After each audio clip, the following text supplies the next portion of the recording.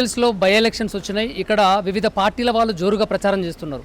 ఈ పార్టీలలో ఏ పార్టీ గెలవబోతుంది, ఏ నాయకుడు 14వ తారీఖున విజయకేతనం ఎగరవేస్తారు అని అంటే మీరు ఇక్కడ చూస్తున్నారు, ఇక్కడ స్థానికంగా ఉంటున్నారు. ఎవరు గెలుస్తారు అనుకుంటున్నారా?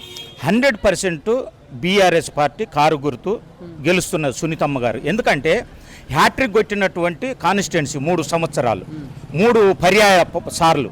అయితే ఇక్కడ మాగంటి గారు మధ్యన వాళ్ళు మరణించారు కాబట్టి ఇది మధ్యంతర ఎన్నికలు వచ్చినాయి కాబట్టి 100% ప్రజలందరూ ఆయన లేడనే లోటుని తీర్చడానికి 100% వాళ్ళ భార్యను గెలిపేయాలనే ఉద్దేశంతో గతంలో ఉన్నటువంటి 10 సంవత్సరాలు పరిపాలించినటువంటి తెలంగాణ ప్రభుత్వం ఏరి కోరి తెచ్చుకున్నాం కాబట్టి వాళ్ళ పరిపాలన బాగుందని ఇక్కడ ఏ గడప పోయినా ఏ చిన్నని మొదలుకొని పెద్దోళ్ళ వరకు ఏ అమ్మని అడిగినా ఏ తండ్రిని అడిగినా తెలంగాణ లేని లోటు కనబడుతుంది కాబట్టి మళ్ళోసారి 4వ కూడా తన భర్త చనిపోయింది కాబట్టి సునీతమ్మ గారిని 100% గెలిపిస్తుంటామని ఆశతో ఎదురు చూస్తున్నటువంటి ఈ బోరబండ డివిజన్ ప్రాంతం ప్రజలు. ఒక మాట చెప్పండి, ఇప్పుడు మాగంటి గోపీనాథ్ 3 సార్లు ఎమ్మెల్యే అయ్యారు, ఏం చేశారు మంచి పనులు అని అంటే ఏం చెప్తారు మీరు?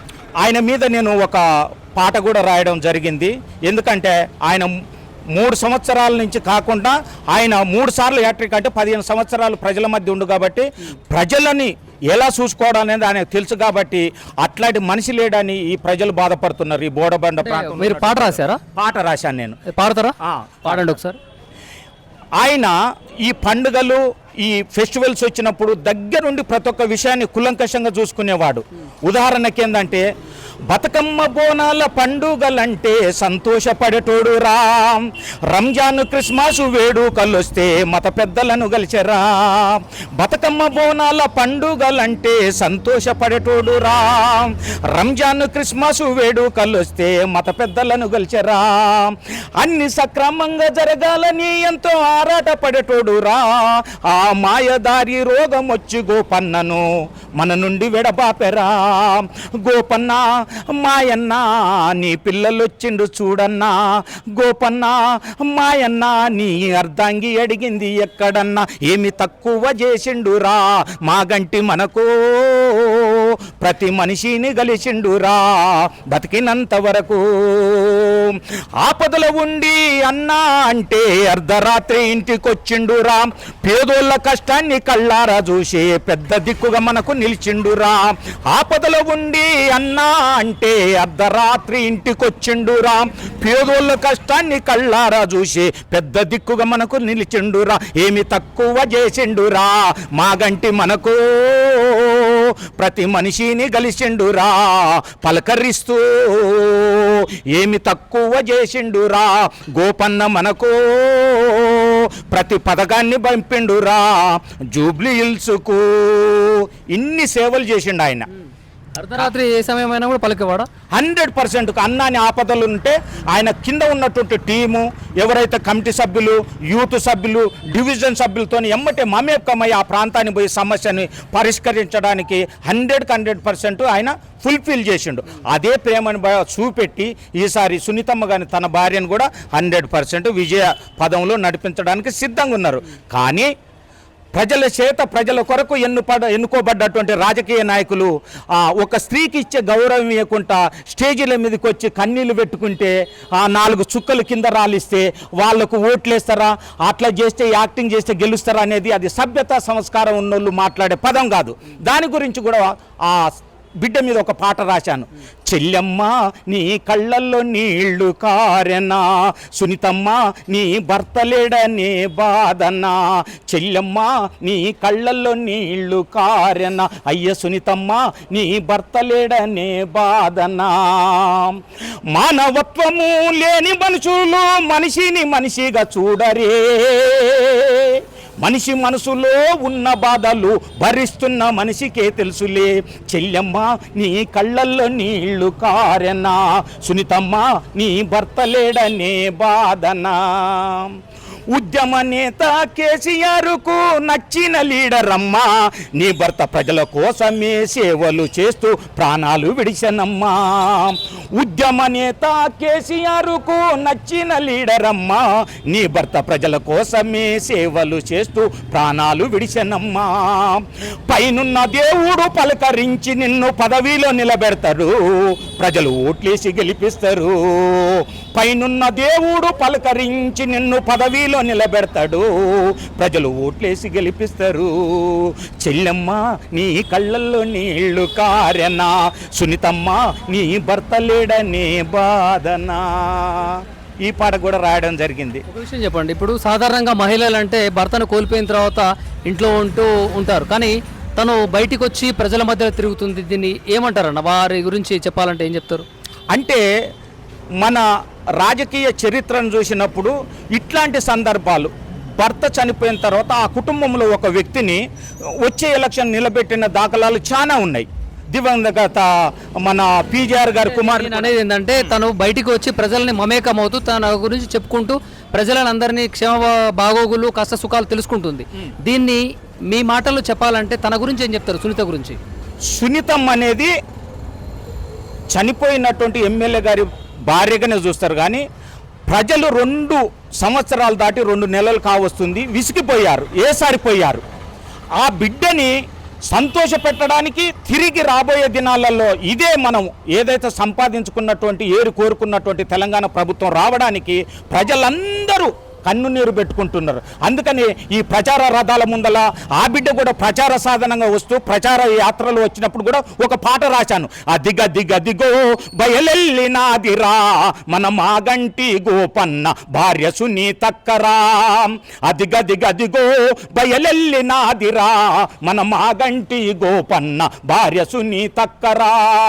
గోపన్న ఆశయాన్ని నెరవేర్చాలంటే మనం కారు గుర్తు కోటు వేసి గెలిపిద్దాం సునీతక్కను. వేదము వేదము ఓటురా కారు గుర్తుకే ఓటురా, వేదము వేదము ఓటురా కారు గుర్తుకే ఓటురా. అదిగదిగదిగో బయలెల్లినాదిరా మన మాగంటి గోపన్న భార్య సునీతక్కరా. గోపన్న ఆత్మ మనలో సంచరించి చెబుతుంది ప్రజల కొరకు పనిచేసే పార్టీని వెతకమని. గోపన్న ఆత్మ మనలో సంచరించి చెబుతుంది ప్రజల కొరకు పనిచేసే పార్టీని వెతకమని. వేదము వేదము ఓటురా కారు గుర్తుకే ఓటురా, వేదము వేదము ఓటురా కారు గుర్తుకే ఓటురా. అదిగదిగదిగో బయలెల్లినాదిరా మన మాగంటి గోపన్న భార్య సునీతక్కరా, మన మాగంటి గోపన్న భార్య సునీతక్కరా.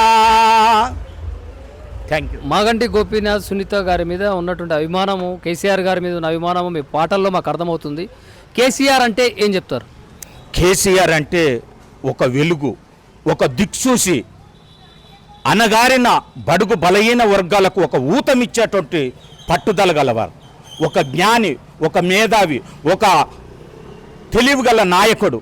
ఆయన ఒకప్పుడు వెళ్ళినప్పుడు ఒంటరిగా వెళ్ళాడు. అయ్యో ఈ బక్కపలసవాడు ఏం చేస్తాడు, ఒక్కడే జెండ పట్టుకొని వెళ్ళిపోతున్న అన్నోళ్ళు రాష్ట్రాన్ని సాధించాము. 10 సంవత్సరాలు సస్యశ్యామలంగా ఉన్న రాష్ట్రాన్ని రుచి చూశాము, చవి చూశాము.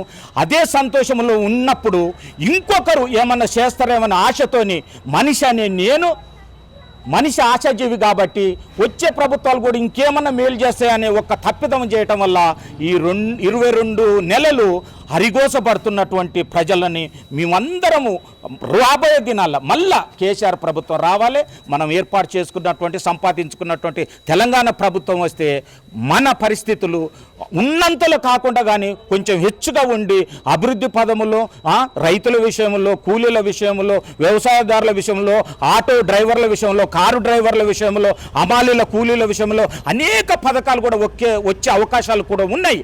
ఎందుకంత దానికి ఎవిడెన్స్ ప్రూఫ్ నేనే. దళిత బంధు కార్యక్రమంలో 2వ విడతలో లిస్టులో 2వ పేరు నాది, కానీ అనివార్యము రుచి చూసింది కాబట్టి ప్రభుత్వం ఓడిపోయింది కాబట్టి ఆ పథకాన్ని నేను కూడా పొందలేకపోయాను. చెప్పండి, మీరు ఇప్పుడు కేసీఆర్ పాలనలో రైతు రాజుగా ఉన్నాడా, ఇప్పుడు సీఎం రేవంత్ రెడ్డి పాలనలో రైతు రాజుగా ఉన్నాడా అంటే ఏం చెప్తారు? కేసీఆర్ పాలనలో రైతు రాజుగా ఉన్నాడు.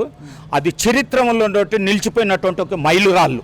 ఎందుకంటే గణాంకాలు కూడా చెప్తున్నాయి మనది. అందుకని గత ప్రభుత్వం పరిపాలించినట్టు 10 సంవత్సరాలలో మన స్టేజ్ ఎంతవరకు పోయింది తెలంగాణ రాష్ట్రం యొక్క అనేది గణాంకాలు చరిత్ర కూడా మనకు రుజువు చేస్తుంది. కాబట్టి మళ్ళీ తిరిగి రావాలనేది ఆశ. నేను కూడా educated 1989 BA political science Osmania university, నాకు 3 పాపలు, ఒక్కరికి ఉద్యోగం లేదు, అన్ఎడ్యుకేటెడ్గా ఉన్నా.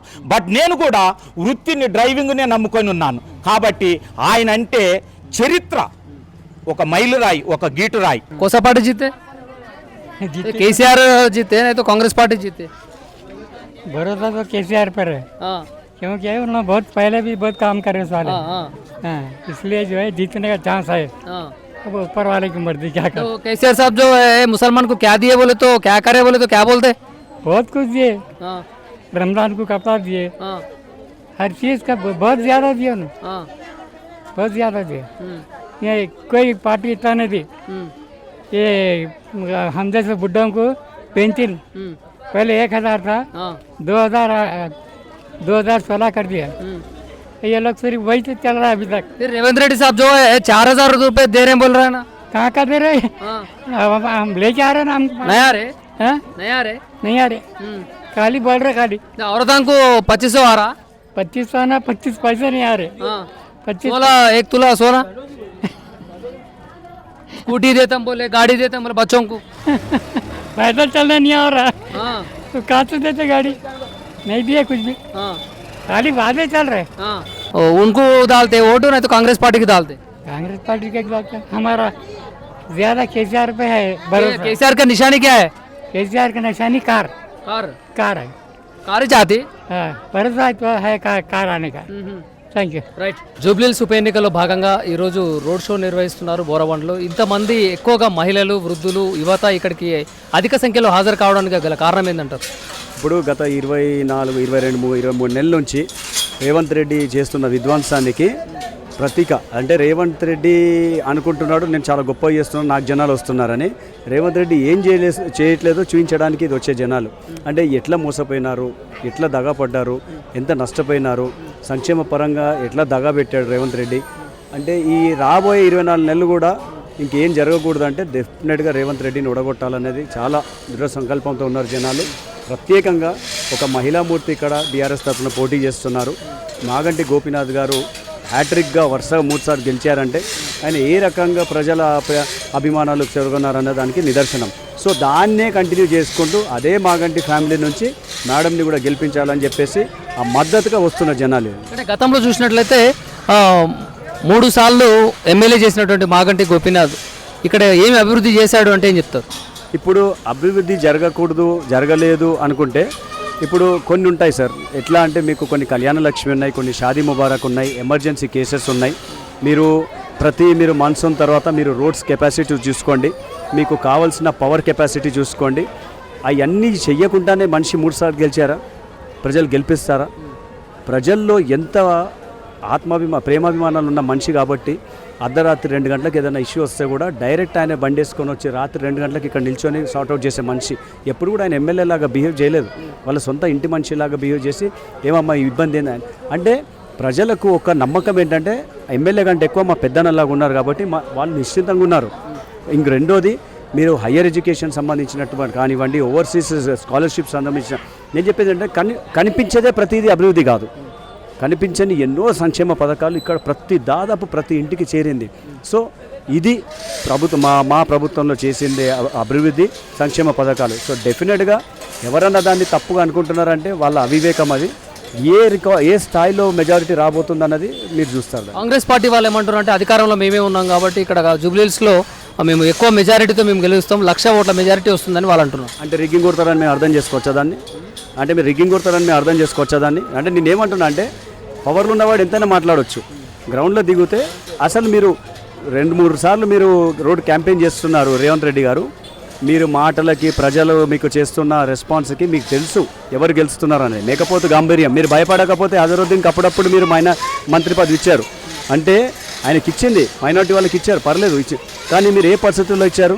మీరు ఓడిపోతున్నారనే భయము మీకు వచ్చిన రిపోర్ట్స్ ప్రకారంగానే మీరు మంత్రి పదవి ఇచ్చారు తప్పించి మైనార్టీల మీద ప్రేమ మీద కాదు. ఇంకోటి చాలా క్లియర్గా చెప్తాను, ఆయన మానసికంగా ఆయన కుంగిపోయాడు. ఎందుకంటే ఓడిపోయినట్టు తేలిపోయింది. ఆయన ఆశలన్నీ ఎంఐఎం మీదే ఉన్నాయి. ఇప్పుడు ఎంఐఎంని కూడా ప్రజలు ఎందుకు నమ్మలేదంటే చాలా క్లియర్గా చెప్తున్నాను. ఏ అజరుద్దీన్ అయితే ఆయన మంత్రి పదవి ఎమ్మెల్యే టికెట్ ఇవ్వద్దు అని అసదుద్దీన్ ఓవైసీతో బేరసారాలు చేసి అవాయిడ్ చేశారో, పట్టుమని 10 రోజులు కూడా తిరగకముందు ఆయన ఎమ్మెల్యే అవ్వకుండానే మంత్రి అయిపోయాడు ఆయన. సో ఇక్కడ ఆయన వేసిన అసదుద్దీన్ ఓవైసీ చేసిన బౌన్సర్కి అజరుద్దీన్ 6 కొట్టినట్టు అనిపించింది అది. సో ప్రజలు కంప్లీట్గా ఈ ఎంఐఎం కూడా ప్రజలు యాంటీ మైనార్టీ అని మైనార్టీలకు తెలిసిపోయింది. సో ప్రతిదీ వాళ్ళకు సంబంధించినంత లాభం ఉన్నంత వరకే అవసరాల మేరకే రాజకీయాలు తిప్పుతున్నారు తప్పించి కాంగ్రెస్ ఎంఐఎం ప్రజల కోసం ఎక్కడ కూడా కష్టపడతలేరు. ఈ 24 నెలల్లో హైదరాబాదే కాదు రాష్ట్రం మొత్తం మీద ఒక్క ప్రాజెక్ట్ మొదలుపెట్టింది లేదు, ఒక్క ఇటుక పేర్చింది లేదు, ఒక్క కొత్త సంక్షేమం లేదు. కనీసం డైరెక్ట్గా పోలీసుల మీదనే దాడులు జరుగుతున్నాయి. ఒక హోంమంత్రిగా బాధ్యతాయుతంగా పబ్లిక్లో వచ్చి దాన్ని ఒక రివ్యూ మీటింగ్ పెట్టి అట్లాంటి బయట క్రైమ్ రేట్ ఎందుకు పెరుగుతుందని ఒక రివ్యూ మీటింగ్ పెట్టింది లేదు. సో చాలా ఉన్నాయి ఇంకా చెప్పాలంటే. దానికి ఎట్లా జవాబు చెప్పాలనేది ఓటర్ చాలా గట్టి సంకల్పంతో ఉన్నారు. 100% మేము గెలిచిపోయాం. మేము ఓన్లీ మెజార్టీ కోసమే మేము వెయిట్ చేస్తున్నాం. సీఎం రేవంత్ రెడ్డి నిర్వహించినటువంటి ఒక రోడ్ షోలో కాంగ్రెస్ పార్టీకి ఓటు వేయకుంటే మాత్రం సంక్షేమ పథకాలు నిలిపివేస్తామని చెప్పినటువంటి పరిస్థితి. దీన్ని ప్రజలు జూబ్లీహిల్స్లో ఉన్నటువంటి నియోజకవర్గ ప్రజలందరూ దీన్ని ఎలా తీసుకుంటారు? అంతే పిట్ట బెదిరింపులకు భయపడేవాడు. నువ్వు సంక్షేమం ఇచ్చింది ఎక్కడ అని నువ్వు ఆపడానికి? రేవంత్ రెడ్డి గారు ఒక మాట చెప్పాలి, మీరు ఎప్పుడు సంక్షేమాలు ఇస్తున్నారని బెదిరించి ఆపేయడానికి. అంటే ఓటు అయిపోతే అంటే నువ్వు ఓట్లను కొన్నావా? నువ్వు మాట్లాడే అంటే ప్రజాస్వామ్యానికి విరుద్ధంగా మాట్లాడుతున్నావు. మా ఓటు అయిపోతే సంక్షేమాలు ఆపేస్తానంటే నువ్వేమన్నా డిక్టేటర్వా? కాదు కదా. సో ప్రజలు పట్టించుకునే పరిస్థితిలో లేరు అన్న. మీరు ఇచ్చినా ఇవ్వకపోయినా ఆయన ఒక ఫెయిల్డ్ సీఎం అన్నది మాత్రం నగ్న సత్యం. 100% బీఆర్ఎస్ చాలా గట్టిగా ఓట్లతో సమాధానం చెప్తారు వాళ్ళకి. రేవంత్ రెడ్డికి ఈ ఎలక్షన్ తర్వాత అసలు ఏం జరుగుతుంది రాష్ట్రంలో అనేది తెలుస్తుంది. అయితే బీఆర్ఎస్ పార్టీని గల్లీ పార్టీ అంటున్నారు, కాంగ్రెస్ పార్టీ ఢిల్లీ పార్టీ అంటున్నారు. ఏ పార్టీ కావాలనుకుంటున్నారు ప్రజలు? మీరు ఢిల్లీ పార్టీ ఢిల్లీలో కూర్చుంటే మంచిది. ఢిల్లీ పార్టీకి ఢిల్లీలోనే గతి లేదు, గల్లీలో ఏముంటుంది? సో గల్లీలో ఉన్న పార్టీ గల్లీల గురించి బాగా తెలుసు కాబట్టి గల్లీ పార్టీ ఉంటుంది. మరి ఢిల్లీ పార్టీ అనుకున్నప్పుడు ఢిల్లీలోనే ఉండాలి. మరి నువ్వు పోతీవి కదా, ఎన్నిసార్లు పోయినావు? 80-90 సార్లు నువ్వు ఢిల్లీకి పోయినావు 2 సంవత్సరాలలో. సంక్షేమానికి పెట్టేదాన్ని నువ్వు పెడతా అంటున్నావు, దానికి డబుల్ టైం నీ ఫ్లైట్ ఖర్చులకే పెట్టుకున్నాం. సో ఢిల్లీ పార్టీలు అది అక్కడ పార్టీ మాకు సంబంధమే లేదు. గల్లీ పార్టీ మా బీఆర్ఎస్ పార్టీ చాలా రీసౌండ్ వచ్చే మెజార్టీతో గెలుస్తాం తప్ప. కేసీఆర్ తెలంగాణ రాష్ట్రాన్ని అప్పుల కుప్పగా చేసి దానికి నేను వడ్డీలు కడుతున్నా 6,000 కోట్లు అని చెప్పేసి అంటున్నాను నెలకి. ఇప్పుడు డైరెక్ట్గా మీకు ఆర్బీఐ నుంచే మీకు ఒక క్వశ్చన్ రఘునందన్ గారు పార్లమెంట్లో లేవనెత్తారు. దానికి సమాధానం కేంద్ర మంత్రి ఇచ్చారు, ఎంత మనము ఇంట్రెస్ట్ కడుతున్నామన్నది. స్వతహాగా మీకు డైరెక్ట్ ఆర్బీఐ నుంచి కూడా ఒక లిస్ట్ వచ్చింది. కేవలం 2,500 కోట్లు మాత్రమే ఈఎంఐస్ కడుతున్నారు. జూబ్లీహిల్స్లో ఎవరు గెలుస్తారంటారు? 100% సాలిడ్ మెజారిటీలో బీఆర్ఎస్ గెలుస్తుంది.